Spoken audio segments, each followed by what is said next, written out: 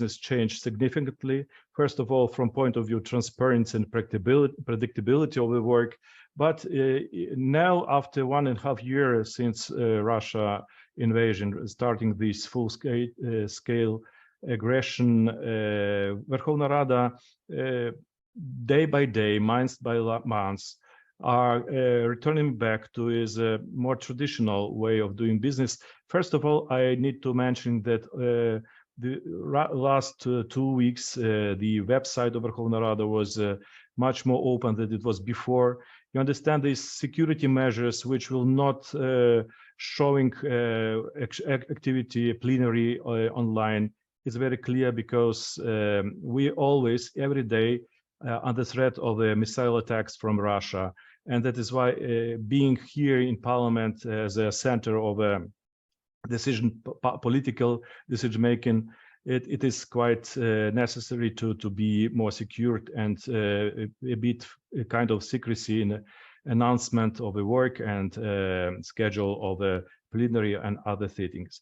But now we are coming back to more normal way of informing citizens about the work of Parliament. Of course, it's not in direct, not in live, but today Ukrainian voters, Ukrainian citizens are able to receive more and more information about the work of a Parliament. And of course, our activity as USAID Rada Next Generation program was also from the first day of the war, we were supporting Parliament with a better coverage of its work, explanation of the decisions, especially decisions related with defense, and providing all necessary security and social welfare assistance to people, to volunteers, to displaced people, to people who left country, and so on. I must say that since the February 22, when this war started, our program continued to work as in regular, of course, with some limits. And I would like to present our objective. Exactly, it's correlate with the topics, with discussion you have on this excellent forum. First objective of our program is increased constituent participation in legislative process, particularly with improvement and systematic interaction between MPs and voters. It's our traditional, I can say, a flagship initiative activity of USAID. We would like to make distance between voters and parliamentarians, between parliament and voters, much shorter. And which way we do it, I will explain later. Second objective is strengthening our Verkhovna Rada analytical and oversight capacities to ensure the end-to-end legislative process. I mean, the all policy cycle, which should be introduced in all activity of the Parliament and its cooperation with the government, of course, and oversight of the government executive. And third is a objective much more closer to general idea of this forum, because we are working to and trying to introduce innovative digital and communication solutions into Verkhovna Rada work. Talking a little bit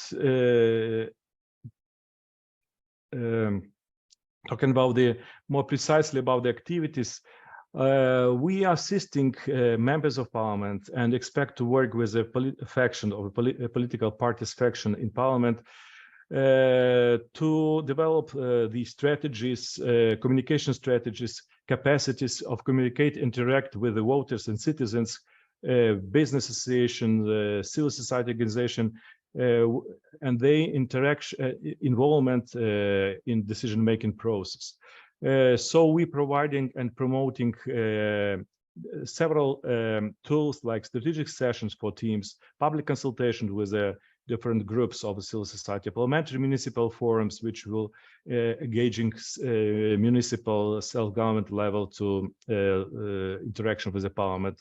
And of course, other activities like exchange of the experience between MPs and teams in Ukraine, but also with other countries, with members of Parliament, other countries, establishing peer-to-peer bridging initiatives with, for example, with Lithuania or UK.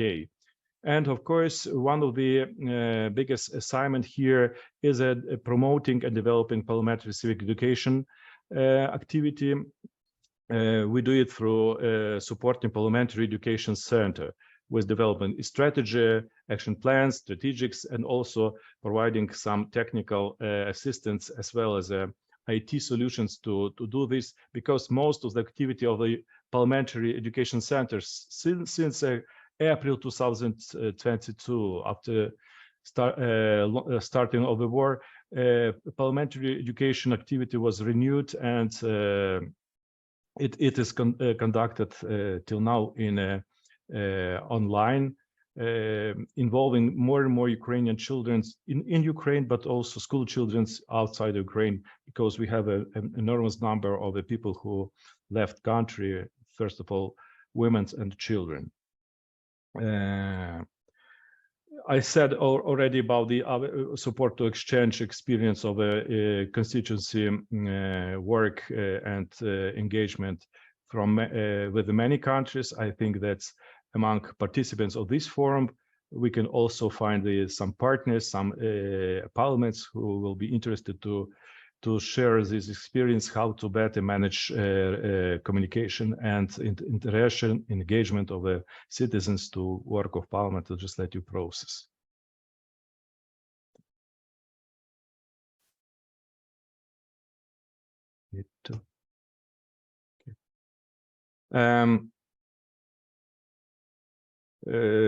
Of course, we are also supporting capacity development for MPs and their teams, how to better engage citizens, including provision of the different tools, offline and online tools in interaction, informing, and feedbacks gathering from citizens.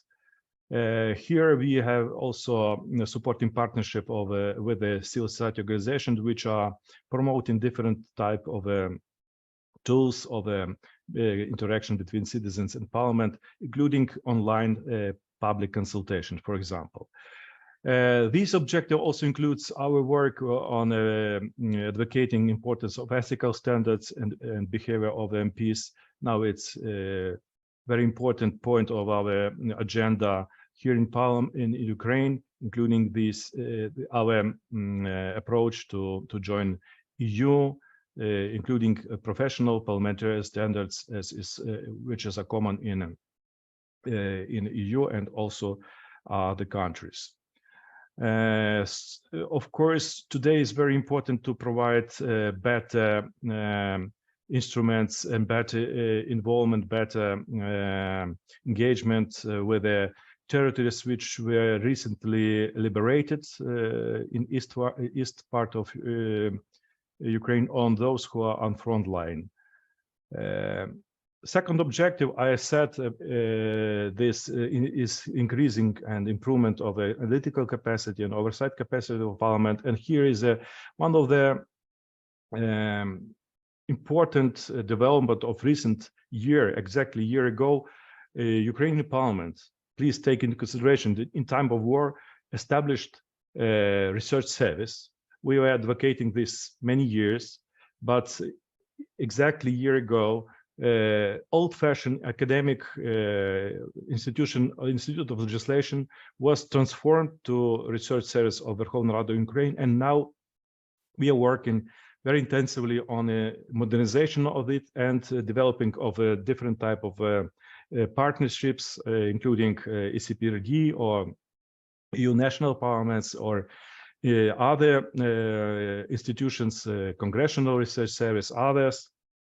Inside of a research service training unit, what was established, it's also great development because it provides us opportunity to involve as much as possible members of parliament and assistants to different training programs.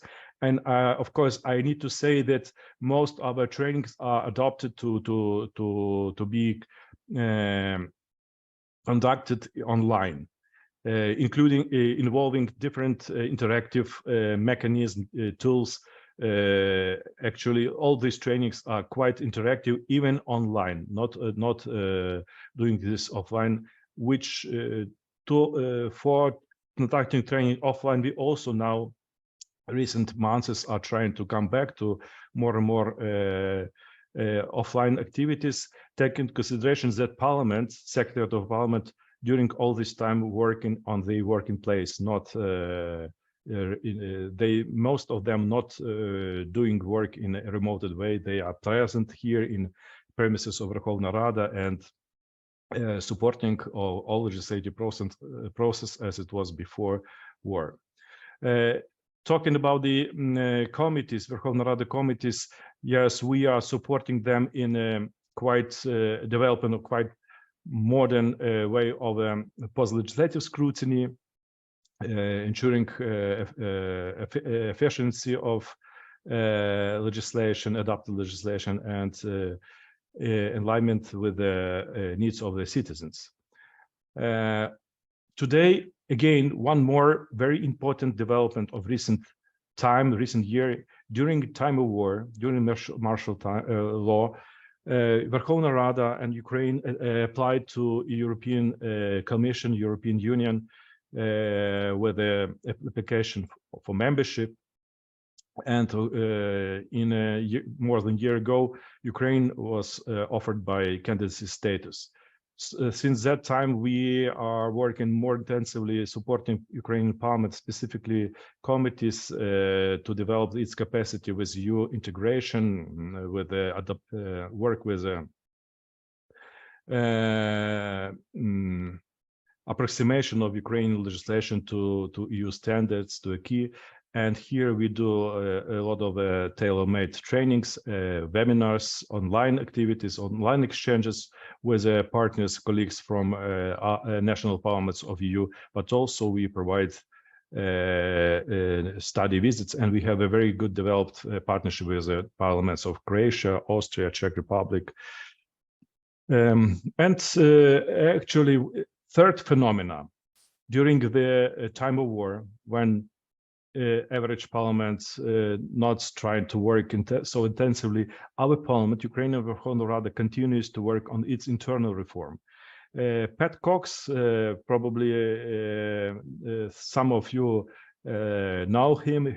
He is former president of European Parliament, and in 2016, he, with the assistance of European Parliament and other experts, developed needs assessment for Ukrainian Parliament reform and provide us as recommendations, roadmap for parliamentary reform. Since that time, Ukraine is trying to implement some of this recommendation. It's in some areas we are quite efficient, some not, but still in this time of war, Ukrainian Parliament works on its parliamentary its reform, and we as a technical assistance program is assisting with a different type of expertise,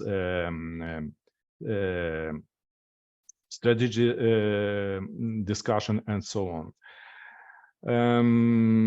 With the committees, we are working a lot with defining of stakeholders maps, and it's very important development because committees are through different tools, including interactive tools, are receiving more and more clear picture of those organizations, institutions. They need to be in constant cooperation, public consultation, hearings, and so on.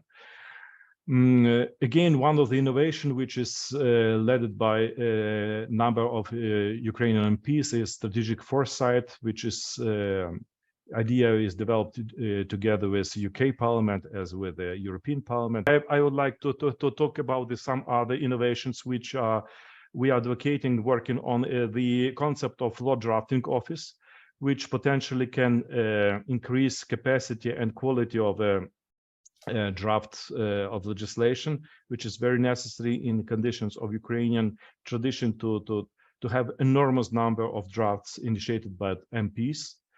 And also now we are assisting Parliament with development and concept of a budget office, parliamentary budget office, which can provide us with better analysis of fiscal data, budgets oversight, public funds oversight, and so on.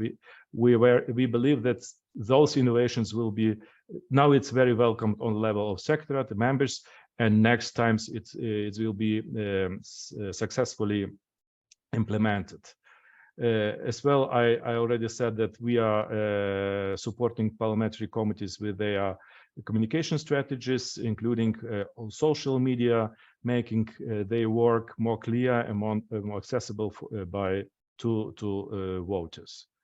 And third objective is, I remind that it's introduce innovative digital and communication solutions into Verkhovna Rada. And today we are assisting Parliament to develop its innovative strategy for innovative Parliament, which includes a lot of good and nice things you're discussing on this forum and other activities which Luis and team are organizing many times. Cybersecurity strategy, it's very clear that it is necessary for each and every public institution, but for Ukrainian Parliament now in times of war, it's especially important, taking into consideration the threats of attacks from cyber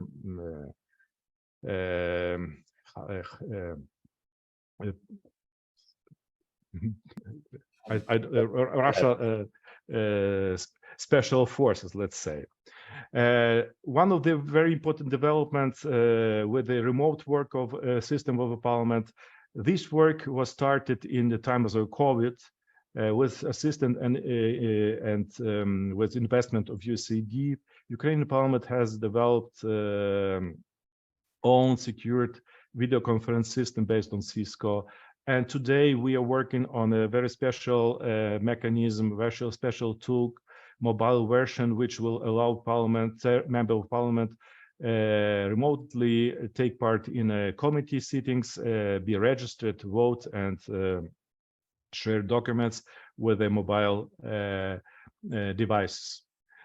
Here we do a lot with the trainings for the special department of Verkhovna Rada Secretariat. I see some people from this department present on this event. I'm very happy to see that Ukrainian Secretariat of Parliament is present here, because it's very important to the moment of exchanging of experience and ideas.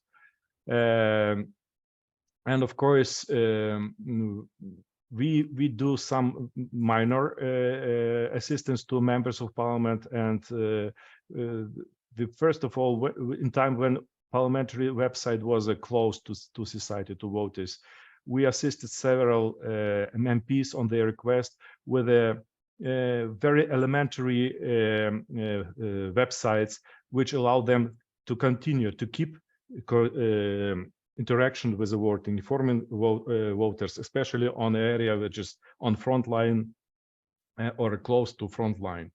And same the issue of we assist the organization of a hotline for IDPs, also on request of MPs who are situated on a close to front line, because it was a very big flow of citizens through their districts, their constituencies, and it was assisting them to better manage transferring these people or accommodating these people.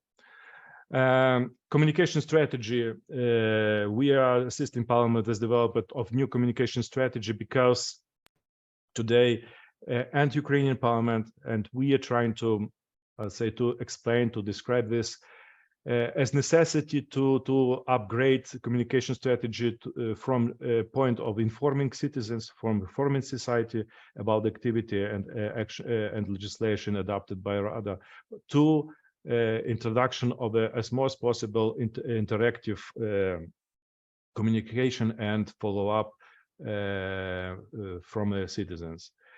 Same we do with the social media developments. Such kind of strategy and some kind of manuals we are producing time to time for informational department and press department of the Parliament, because again, since very first day of the war, activity of social media of the Parliament was increased many times, and it was the explosion of the interests of the different audiences inside of Ukraine, outside Ukraine, to developments in our country. And of course, Parliament became one of the source of information, and many various of social media was developed and significantly. It's require a lot of training for our communication staff. We do this involving specialists on graphic design and SMM. We do all this, all necessary to keep Parliament be visible and accessible for various people, various categories of people who are interested in policy and political development, legislative, first of all, development, and of course informing all other partners around the world about the other fight with the Russia Federation. And it was a Parliamentarians on Frontline. It was a digest published by our program in different languages, English language, Spanish language, explaining for members of other parliament what we do, describing war crimes, Russia war crimes in Ukraine, and other developments, showing everybody that Ukraine keeping its developing democratic development and keeping its work as a democracy, keeping work of the parliament. It's other information about us, our contact data, other partners: American Council for International Education, Westminster Foundation for Democracy, International Republican Institute, Center for Policy and Legal Reforms, and Agency for Education Policy Development. Our contacts, and it's all what we do, how we assist parliaments to work in this quite challenging times. And I'd like to underline that Ukrainian Parliament is keeping work and keeping its democratic nature, even in such challenging times of the real war, real invasion, real fights.